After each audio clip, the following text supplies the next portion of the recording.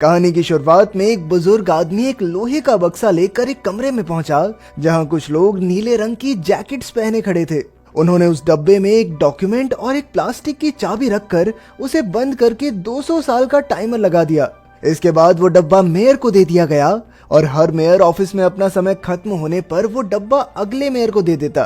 पर जब उस टाइमर में सिर्फ 47 साल बचे थे तब एक मेयर की बीच में ही मौत हो जाने की वजह से उस डब्बे के बारे में सभी भूल गए और वो यूं ही किसी कोने में पड़ा रह गया। 47 साल बाद दून नाम का एक लड़का अपने पिता लॉरिस के साथ एम्बर नाम के एक अंडरग्राउंड शहर में रहता था और आज वो अपनी ग्रेजुएशन के लिए तैयार हो रहा था। तभी पूरे शहर में एकदम से बिजली चली गई और ये देखते ही दून ने अपने पिता से कहा कि देखना ये शहर जल्द ही खत्म हो जाएगा और वो इसीलिए जल्द से जल्द जनरेटर तक पहुंचना चाहता है। उसी समय लीना नाम की एक लड़की भी अपनी दादी के घर से इसी ग्रेजुएशन सेरेमनी के लिए निकली। सेरेमनी में सबको मेयर के बैग से एक पर्ची उठानी थी जिसमें उनके लिए काम लिखा होगा और उन्हें जिंदगी भर इसी काम को करना होगा। दून को एक मैसेंजर का काम मिला और लीना को पाइप वर्कर का। पर सेरेमनी खत्म होने के बाद दून ने लीना से अपना काम बदलने की बात कही जिसमें वो भी खुशी खुशी मान गई। अब दून अपने मकसद के एक कदम और पास था। लीना ने अपने काम के बारे में घर जाकर अपनी दादी को बताया और वहीं दून ने अपने पिता से इस बारे में बात की जो उसे समझाने लगा कि कैसे वो अपने काम को अपने फायदे के लिए इस्तेमाल कर सकता है। दून के पिता एक इंजीनियर थे और वो अपने बनाए इलेक्ट्रिकल डिवाइसेस में ही लगे रहते थे। उधर लीना ने अपनी बहन को सुलाकर एक पेडल सेट को चलाना शुरू किया जिससे थोड़ी सी बिजली बनाकर उसने अपने मरे हुए पिता की आवाज को सुना। अगले दिन दोनों अपने अपने काम पर पहुंचे। लीना थोड़ा जल्दी पहुंच गई थी और उसे साथ ही एक मैसेज पहुंचाने का काम भी मिल गया। दूसरी ओर दून काम पर अपने कलीग सूल से मिला जो कई सालों से पाइप पर ही काम कर रहा था। उसने दून को कुछ पुराने टोपी और जूते दिए और उस टोपी पर अपना नाम लिखने को कहा क्योंकि थोड़े दिन पहले एक आदमी यहाँ काम करते वक्त डूब गया था और सिर्फ इसी तरीके से उसे पहचाना जा सका।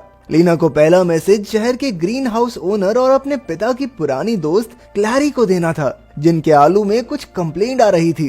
क्लैरी से बात करते वक्त बीच में ही उन दोनों को बाहर से कुछ शोर सुनाई दिया। असल में एक बूढ़ा आदमी एम्बर शहर से भागने की कोशिश कर रहा था और मेयर के आदमियों ने उसे पकड़ लिया। इस पर लीना ने पूछा कि आखिर कोई ऐसा करने की कोशिश क्यों करेगा जबकि ये तो कानून के खिलाफ है। उधर टनल्स में दून सूल से काम सीख रहा था। सूल रास्ता देखने के लिए एक मैप का इस्तेमाल करता था जिसे वो अपनी ऊपर वाली जेब में रखता। दून के मन में कई सवाल थे लेकिन सूल सिर्फ उन्हीं का जवाब दे रहा था जो उसके काम से जुड़े हुए थे।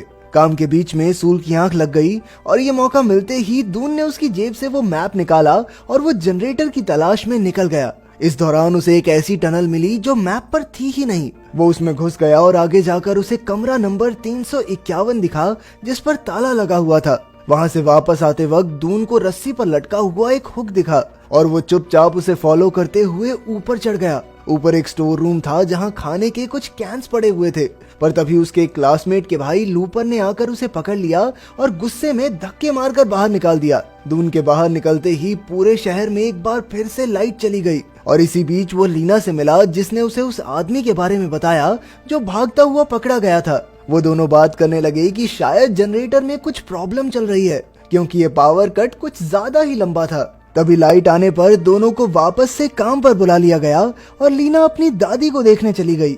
रास्ते में उसने सभी को बताया कि अगला पावर कट 7 मिनट में होने वाला था। वहीं दूसरे कमरे में पॉपी को वही डब्बा मिल गया लेकिन उसने उसमें रखे कागज को निकाल कर चबा दिया। डब्बे को देखते ही लीना की दादी को बात तो याद आ गई पर उसे कुछ भी ढंग से याद नहीं था। इसके बाद लीना को लूपर का एक मैसेज लेकर मेयर के पास भेजा गया जिसमें उसे मेयर को बताना था कि उसकी शिप आ चुकी है।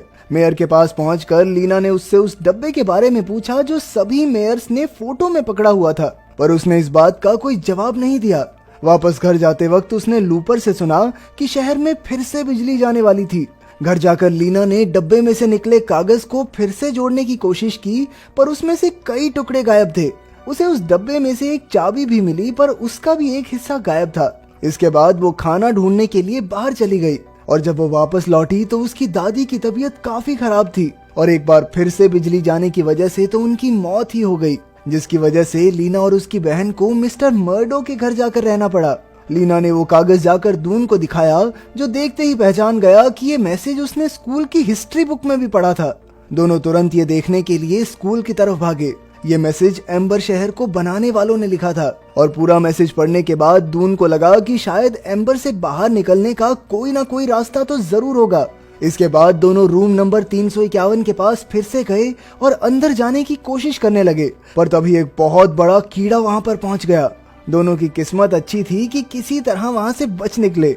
इसके बाद लीना ये सोचने लग गई कि आखिर उसके पिता कैसे डूब सकते हैं, जबकि एम्बर शहर में तो इतना पानी है ही नहीं। फिर क्लैरी ने उसे बताया कि उसके पिता को लगता था कि एम्बर शहर खत्म होने वाला है, इसीलिए वो एक सुरंग बनाकर वहां से निकलना चाहते थे, पर उन्होंने गलती से नदी में छेद कर दिया, जिस वजह से वो डूब गए, पर उनके साथ के कुछ लोग भागने में कामयाब रहे। उधर जब मेयर स्पीच दे रहा था तो लीना उस कागज को जोड़ने में लगी थी। तभी लिजी वहां से गुजर रही थी, जो पैर फिसलने पर नीचे गिर गई।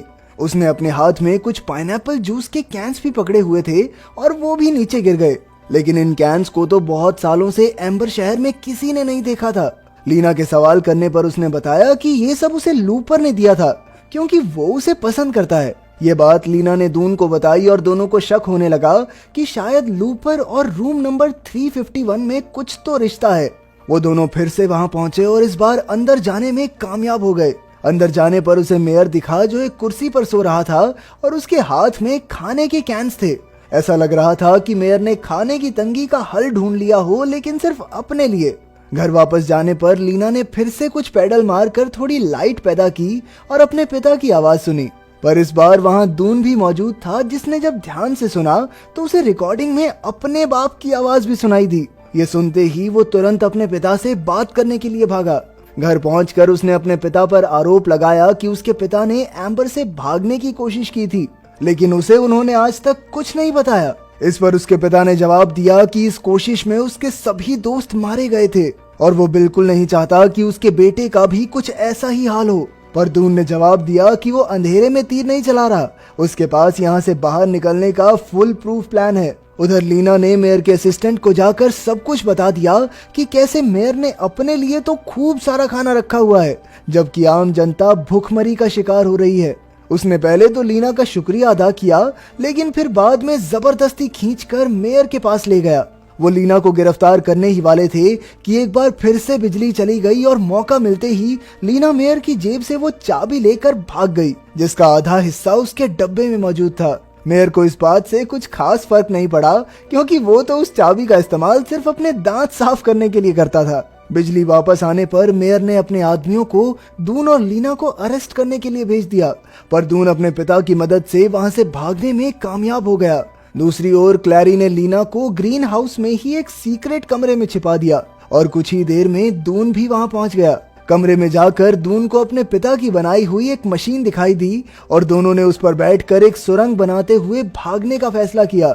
लीना ने दून को मेयर के पास से चुराई हुई चाबी दिखाई और फिर उसने बक्से से दूसरा हिस्सा निकालकर दोनों को जोड़कर चाबी को पूरा किया। इसके बाद उन्होंने चुपके से लीना की छोटी बहन पॉपी को भी अपने साथ ले लिया और फिर वो पाइपिंग सिस्टम के कंट्रोल रूम में पहुंचे।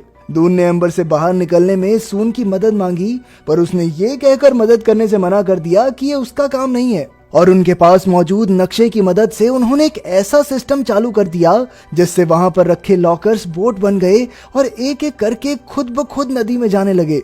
पानी का बहाव सीधा जाकर एक बहुत बड़े लोहे के पहिए से टकरा रहा था और पानी में गिरा पहला लॉकर तो उससे टकराते ही चकनाचूर हो गया। इसके बाद कागज पर लिखी जानकारी से वो दोनों ऊपर के कंट्रोल रूम में पहुंचे, जहां उन्होंने उस चाबी की मदद से पानी के लेवल को बढ़ा दिया ताकि वो उस पहिए से टकराए ना, बल्कि उसके ऊपर से होके गुजर जाएं। लेकिन ऐसा करते हुए एक लीवर बीच में ही जाम हो गया।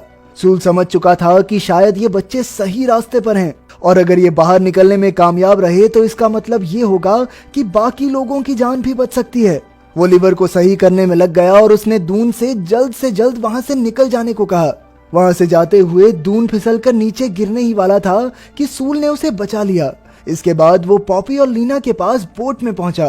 पानी का लेवल अभी भी थोड़ा नीचे था, पर आखिरी मिनट पर सूल ने पूरी जान लगाकर लीवर को ऐसे घुमाया कि एक बड़ी लहर उन्हें उठाकर अपने साथ ही ले गई। दूसरी ओर पानी अब शहर की पाइप से बाहर निकलने लगा था।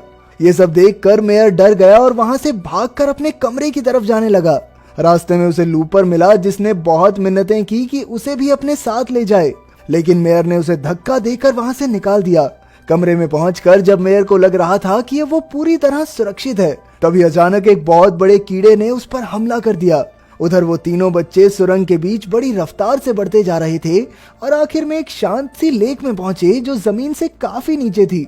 लेकिन वहां पर ऊपर जाने के लिए बहुत सी सीढ़ियां बनाई गई थी। उन सीढ़ियों के जरिए आखिरकार वो बाहर की दुनिया में पहुंच ही गए। बाहर पहुंचकर उन्हें लगा कि ये तो कोई खास जगह नहीं है। उन्हें लग रहा था कि यहाँ बाहर की दुनिया में तो उनके शहर से भी ज्यादा अंधेरा है, लेकिन वो ये नहीं जानते थे कि अभी रात का समय था।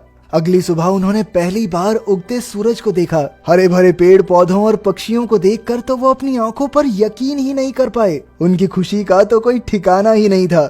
एक गड्ढे से नीचे देखने पर उन्हें एम्बर शहर दिख रहा था, जिसमें उन्होंने एक पत्थर में अपना मैसेज और वो मैप बांधकर नीचे फेंक दिया। वो पत्थर दून के पिता को मिला और उम्मीद है वो बाकी सबको बचाकर बाहर ले ही आएंगे।